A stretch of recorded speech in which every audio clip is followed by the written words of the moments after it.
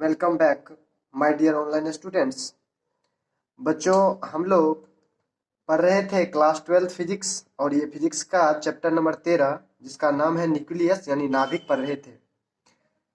ये lecture number 2 है और इस लेक्चर में हम लोग पढ़ेंगे रेडियो एक्टिविटी के बारे में पढ़ेंगे। रेडियो एक्टिवता इंग्लिश में क्या कहते हैं? रेडियो एक्टिविटी या रेडियो एक्टिवता या रेडियो सक्रियता, इसी को हम रेडियो सक्रियता भी कहते हैं। अच्छे से समझेंगे, बहुत इंपॉर्टेंट टॉपिक है इस चैप्टर का, तो इसे आप जरूर अच्छे से समझेंगे। तो बात आती है 1896 ईस्वी का। ध्यान से सुनिएगा। 1896 ईस्वी में एक फ्रांसिस वैज्ञानिक था और उनका नाम था हेनरी बेक्वेरेल। हेनरी बेक्वेरेल, यहाँ पर आप देख रहे हैं रेडियो सक्रियता की खोज का श्रेय भी उन्हीं को जा रहा है। तो वही बात कर रहे हैं। 1896 ईस्वी में हेनरी बेक्वेरेल फ्रांस के वैज्ञानिक थे। उन्होंने देखा कि जब यूरेनियम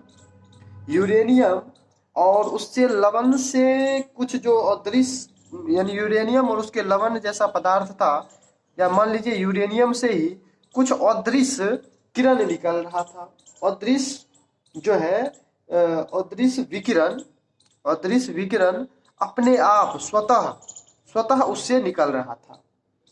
और वह जो अदृश्य स्वतः विकिरण जो निकल रहा था उसमें ठोस यानी अपारदर्शी पदार्थ, जैसे अगर मान लीजिए एल्युमिनियम में प्रवेश करने की क्षमता था। और अगर मान लीजिए अगर फोटोग्राफी प्लेट को भी अगर रख दे तो उसको भी वह विकिरण जो स्वतः निकल रहा था वह उसको प्रभावित कर रहा था।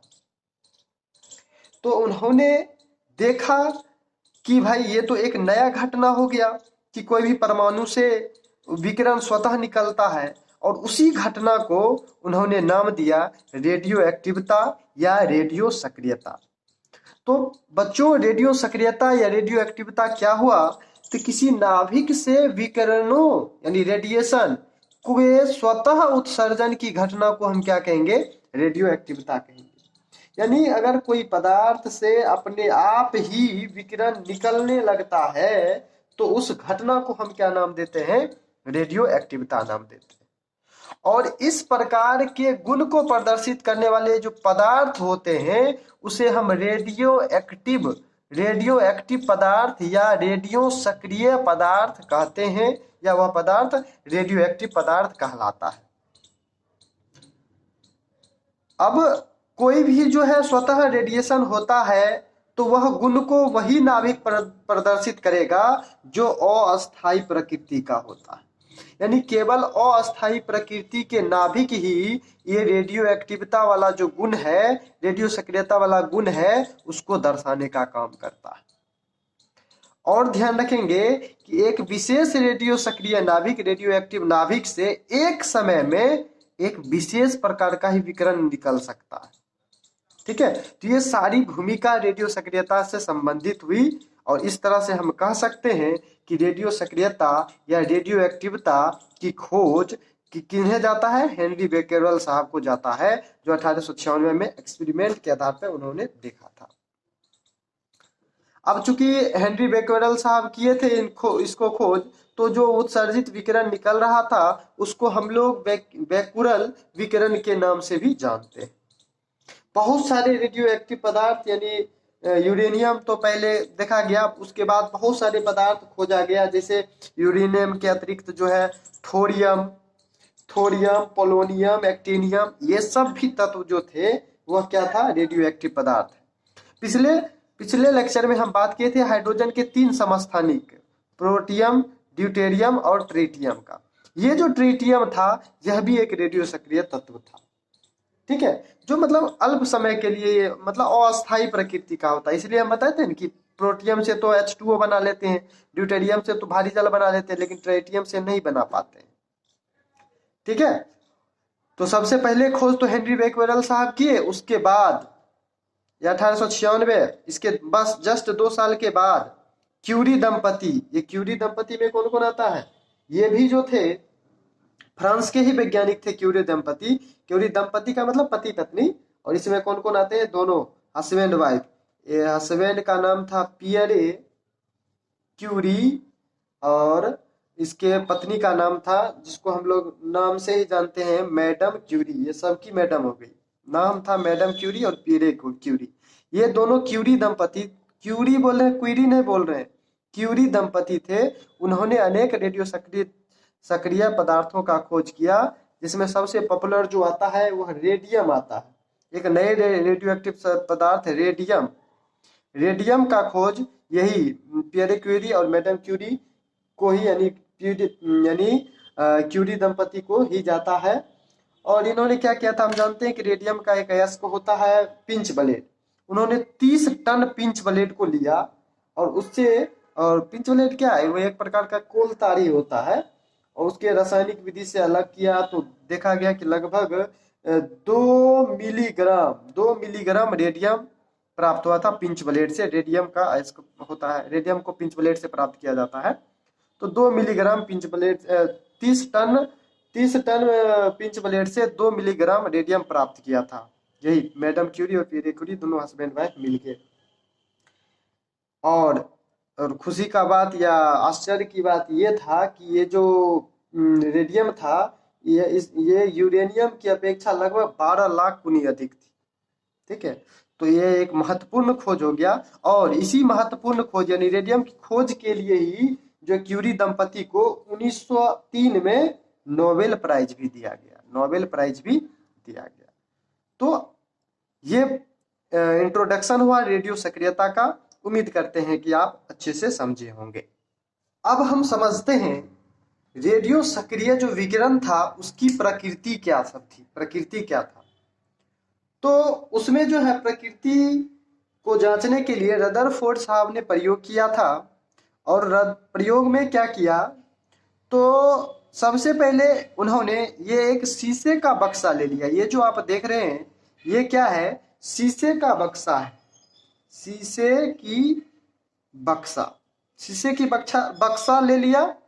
और इसमें यहाँ पर रेडियो सक्रिय तत्व रेडियम को उन्होंने रख दिया था, रेडियम को उन्होंने रख दिया था। ये भी वही चीज है।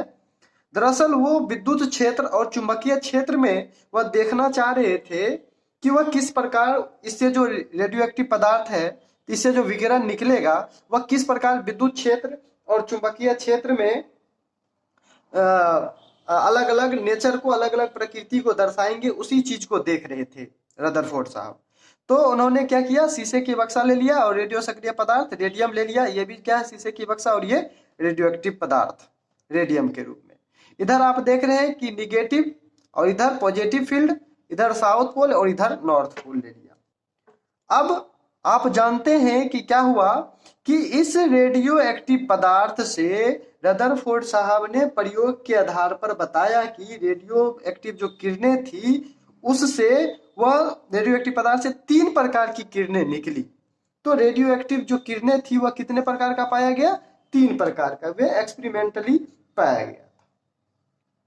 अब सबसे पहला जो किरण जो पाया गया वह था कि वे किरणें, इससे जो किरणें निकली वह विद्युत क्षेत्र के ऋण प्लेट की ओर तथा चुंबकीय क्षेत्र में अगर हम बात करेंगे तो वह दक्षिण ध्रुव की वह मुड़ गया। यहाँ से जो एक किरण जो निकला वह क्या हुआ कि वह जाते जाते वह ऋण प्लेट की ओर मुड़ गया। और अगर यही विकिरण को जब मैग्नेटिक फील्ड में, चुंबकीय क्षेत्र में लाया गया तो चुंबकीय क्षेत्र में वह जो था वह साउथ पोल की तरफ मुड़ गया। ठीक है, ये पहला किरण था। दूसरा था वे किरण जो विद्युत क्षेत्र के धन प्लेट की ओर, विद्युत क्षेत्र में अगर दूसरा भी विकिरण पाया गया वह विद्युत क्षेत्र के धन प्लेट की ओर मुड़ गया। और चुंबकीय क्षेत्र में नॉर्थ पोल, यानी नॉर्थ माने उत्तरी ध्रुव की ओर वह मुड़ गया। यह दूसरा किरण था। और तीसरा किरण जो पाया गया वह सीधे अविक्षेपित होते हुए चला गया, वह विद्युत क्षेत्र में भी और चुंबकीय क्षेत्र में भी। बाद में इन किरणों का नाम रखा गया। जो पहला जो किरण था जो ऋण प्लेट और चुंबकीय क्षेत्र में साउथ पोल की तरफ मुड़ा था, उसको नाम दिया गया अल्फा किरणें। तो अल्फा किरणें में क्या नाम क्या कहोगे? वैसा किरण जो ऋण प्लेट की ओर, जो मतलब विद्युत क्षेत्र में ऋण प्लेट की ओर, चुंबकीय क्षेत्र में दक्षिण ध्रुव की ओर मुड़ जाता है, वह क्या हुआ? उसे क्या नाम दिया गया? अल्फा किरणें, अल्फा रेज नाम दिया गया। दूसरा किरण को क्या कहा गया? बीटा किरणें कहा गया। दूसरा को क्या कहा गया? बीटा किरणें। और बीटा किरणें क्या था? वे किरण जो विद्युत क्षेत्र में धन प्लेट की ओर तथा चुंबकीय क्षेत्र में उत्तरी ध्रुव की ओर मुड़ जाती है, उसको हम क्या कहें? बीटा किरणें। और तीसरा क्या था? और तीसरा था गामा किरणें। गामा किरणें, और वे क्या था? वे किरण जो चुंबकीय क्षेत्र में और विद्युत क्षेत्र दोनों में प्रभावित हुए बिना सीधे निकल जाती है, उसको क्या नाम दिया गया? गामा किरणें।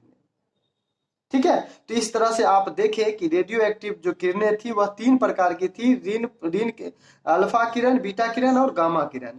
अल्फा किरण ऋण प्लेट की ओर, बीटा किरणें धन प्लेट की ओर, और गामा किरणें सीधे बिना विक्षेपित। अगर चुंबकीय क्षेत्र में बात करें तो अल्फा किरण साउथ पोल और बीटा किरण नॉर्थ पोल और गामा किरण सीधे बिना विक्षेपित हुए। एक इंटरेस्टिंग फैक्ट ये आया कि रदरफोर्ड साहब जो अल्फा और बीटा को किरण कह रहे थे, वह वास्तव में किरण था ही नहीं। वह तो एक मतलब क्या स्ट्रीम ऑफ पार्टिकल्स यानी कणों की धाराएं थी। ये जो थी वह एक्चुअल में कणों की धाराएं थी, यानी बहुत सारे कण लगातार जा रहे थे, तो वह एक किरण के रूप में दिखाई दे रहा था। इसलिए अगर आप अल्फा कण और बीटा कण कहे, यह कहना ज्यादा उचित होगा। लेकिन गामा किरण था, ये निश्चित रूप में ये वास्तविक रूप इसका तरंग ही था, तरंग के रूप में ही जा रहा था। और गामा किरण का जो प्रकृति था वह एक्स किरण के ही तरह था, एक्स किरण के जैसा ही था। इसलिए जो है आप बाद में देखेंगे कि इसका जो गुण है बहुत सारा मिलता है फोटोन से, इसलिए इसको गामा फोटोन के नाम से भी जाना जाता है। ठीक है, तो यहाँ पर ये सारी बातें जानी गई। तो एक बात और आप जान लीजिए कि अल्फा किरणें जो हुई वह धनावेशित कणों की धाराएं हुई। निश्चित रूप से अब अल्फा कण की प्रकृति बताइए क्या होता होगा? वह अल्फा कण जो हुआ है वह धनावेशित कण होगा, तब तो ऋण की ओर जो हुआ मुड़ गया।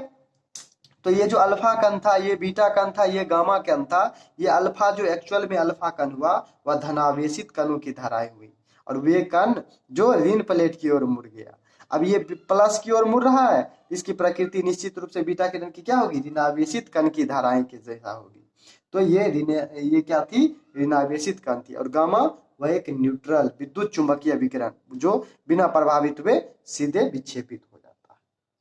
ठीक है, तो इस तरह से हम लोग बच्चों समझे कि रेडियो एक्टिव जो किरण थी वह तीन प्रकार की थी, अल्फा किरण, बीटा किरण और गामा किरण।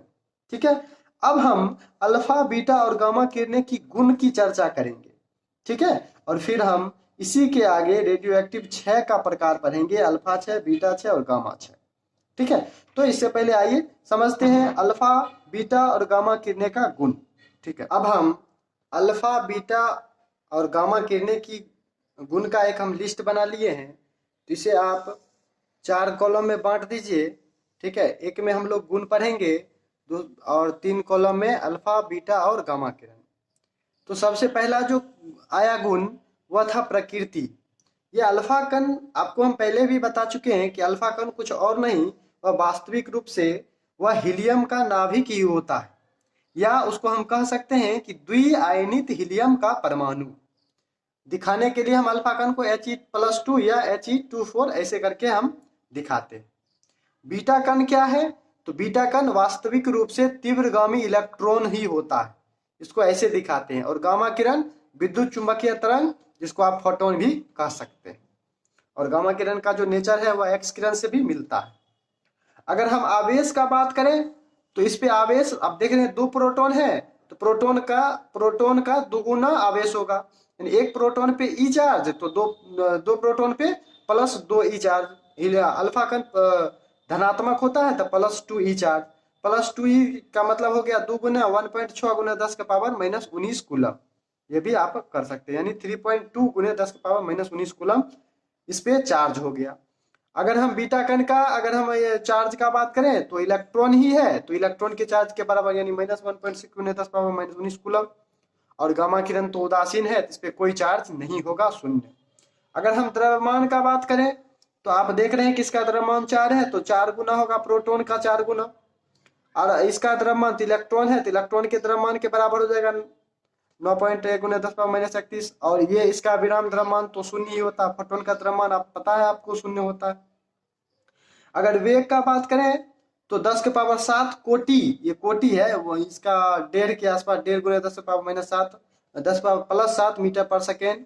इसका भी कोटि लगभग समान ही 10⁻7 मीटर पर सेकेंड के बराबर। या ये कह सकते हैं कि जो प्रकाश का जो चाल है उसका बहुत कम हिस्सा होता है। और गामा किरण का अगर हम वेग का या चाल का बात करें तो यह एक फोटोन है, तो फोटोन के चाल से ही चलेगा। और फोटोन का चाल प्रकाश के वेग के बराबर होता है, तो 3 × 10⁸ मीटर पर सेकेंड। ये दोनों इंपॉर्टेंट प्रॉपर्टी है, आयनीकरण क्षमता और भेदन क्षमता।